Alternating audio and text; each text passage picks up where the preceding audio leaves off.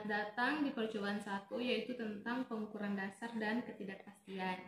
Nah, di sini sebelum kita masuk percobaan, perkenalkan, nama saya Emma Febrianti S, asisten dari kelas A. Perkenalkan, nama saya Eka Wahyuni, asisten dari kelas B. Assalamualaikum warahmatullahi wabarakatuh. Perkenalkan, nama saya Lili Kurniati, saya asisten dari Fisika Dasar Kimia kelas C.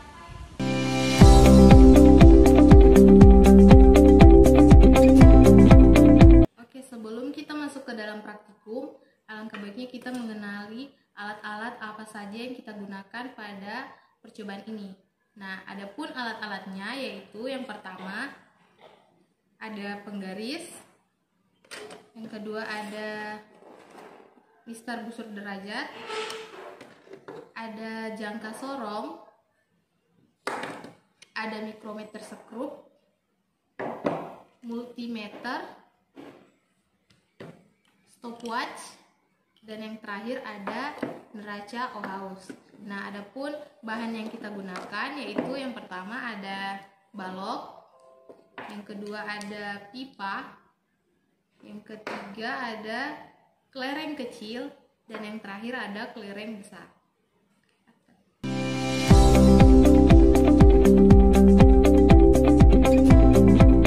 Adapun NST dari alat ukur yang kita gunakan, yang pertama yaitu untuk mistar, NST-nya yaitu 0,1 cm.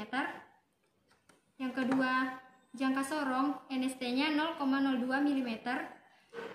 Yang ketiga, mikrometer sekrup, yaitu 0,01 mm. Untuk selanjutnya, untuk busur derajat, yaitu 1 derajat. Nah, untuk voltmeter dan ampermeter, untuk NST ampermeter yaitu 0,1 ampere, dan untuk voltmeter yaitu 0,1 voltmeter. Selanjutnya untuk neraca Ohaus, yaitu untuk NST-nya yaitu 0,01 gram. Dan untuk stopwatch, NST-nya yaitu 0,2 detik.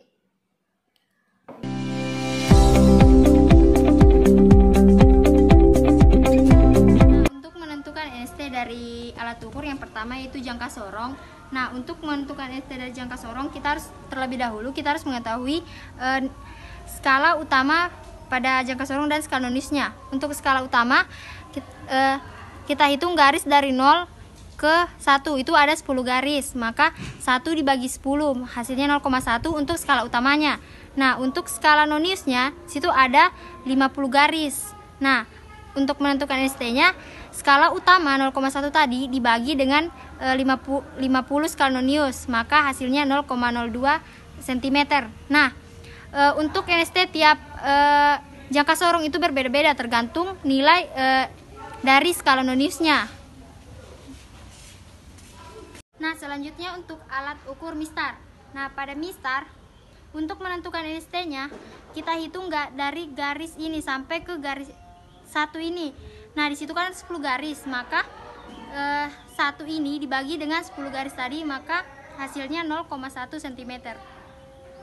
Oke, selanjutnya kita masuk ke alat ukur mikrometer sekrup. Jadi sebelum kita ingin mengetahui NST dari alat ukur tersebut, maka kita harus mengetahui berapa skala utamanya dan berapa skala noniusnya. Jadi untuk skala utama dari mikrometer sekrup ini yaitu 0,5. Kemudian untuk skala nonius dari mikrometer sekrup ini yaitu 50. Jadi 0,5 dibagi 50 sama dengan 0,01 mm. Saya tekankan sedikit bahwa NST tiap alat ukur itu berbeda, tergantung dari berapa banyak jumlah garis di skala nonius itu. Oke, selanjutnya kita masuk ke alat ukur neraca Ohaus 4 lengan. Jadi untuk menentukan NST dari neraca Ohaus ini, kita lihat di 0 ke 0,1 ini ada 10 garis. Jadi 0,1 dibagi 10 sama dengan 0,01 gram.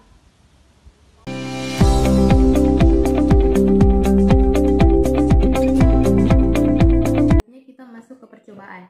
Yang pertama itu kita melakukan pengukuran tunggal, yang dimana kita menghitung untuk baloknya, menghitung panjang, lebar, dan tinggi balok serta masanya. Terus untuk pipa paralon itu kita mengukur diameter dalam, diameter luar, dan tinggi. Terus untuk kelereng kecil dan besar kita hanya menghitung diameter luarnya dan masanya. Nah, baik, untuk bagaimana cara mengukurnya adalah pertama-tama Anda letakkan balok tersebut itu di antara dua jepitannya itu, kemudian jepit seerat-eratnya. Nah, untuk membaca bagaimana hasil pengukurannya, lihat rumusnya itu adalah, untuk hasilnya adalah skala utama ditambahkan skala nonius dikali dengan skala terkecilnya. Sebagai contoh, misalkan Anda mengukur panjang ataupun lebar balok, kemudian angka 0 skala nonius itu berhimpit dengan angka 4 pada skala utama. Berarti hasil untuk skala utamanya adalah 4 cm. Nah, kemudian skala noniusnya itu skala yang tepat berimpit dengan skala utama itu adalah misalkan skala yang kelima. Berarti 5 kita kalikan dengan 0,01 cm. Hasilnya adalah 0,05 cm. Nah, untuk hasil akhirnya atau hasil pengukuran panjang ataupun lebar dari balok tersebut adalah 4 cm ditambahkan dengan 0,05 cm. Maka hasilnya 4,05 cm. Dan cara membaca skala tersebut, lihat pada skala utama yang garisnya itu secara vertikal, mana yang berhimpit dengan ujung daripada timbel atau skala geser. Misalkan yang berhimpit itu adalah skala 5, berarti hasilnya adalah 0,5 mm. Nah, kemudian lihat yang terbaca pada skala yang secara horizontal, garis yang secara horizontal itu pada timbel atau skala nonius. Nah, misalkan yang berhimpit dengan garis horizontal pada skala utama itu berhimpit tepat atau segaris, itu misalkan skala 25, berarti dikalikan dengan 0,01 mm, berarti hasilnya adalah 0,25 mm.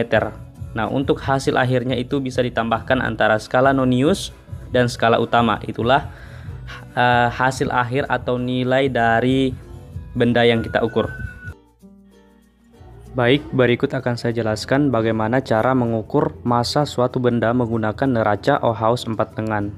Jadi, neraca Ohaus 4 lengan ini memiliki 4 lengan, di mana lengan pertama itu 500 gram, lengan kedua 100 gram, lengan ketiga 10 gram, dan lengan keempat itu skalanya 0,1 atau desimal.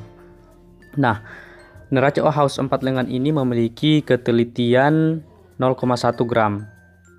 Untuk mengukur massa menggunakan neraca ini, langkah pertama yang harus Anda lakukan adalah melakukan kalibrasi terhadap alat sehingga tidak mempengaruhi proses atau hasil pengukuran, dengan cara menyeimbangkan piringan daripada timbangan tersebut menjadi di dalam keadaan setimbang. Kemudian setelah dilakukan kalibrasi, letakkan benda yang akan Anda ukur massanya pada piringan timbangan. Kemudian atur skala pada lengan yang memiliki skala paling besar terlebih dahulu, yang pada yang 500 gram. Selanjutnya setelah diatur pada lengan yang pertama, lanjut diatur lagi pada lengan yang kedua, dan begitu pun seterusnya sampai pada lengan yang keempat yang angka desimal. Nah, untuk hasilnya Anda jumlahkan yang terbaca pada lengan pertama sampai pada lengan keempat. Itulah hasil daripada pengukuran massa dari benda yang Anda ukur menggunakan neraca Ohaus 4 lengan. Sekian praktikum pada hari ini, kami ucapkan banyak terima kasih.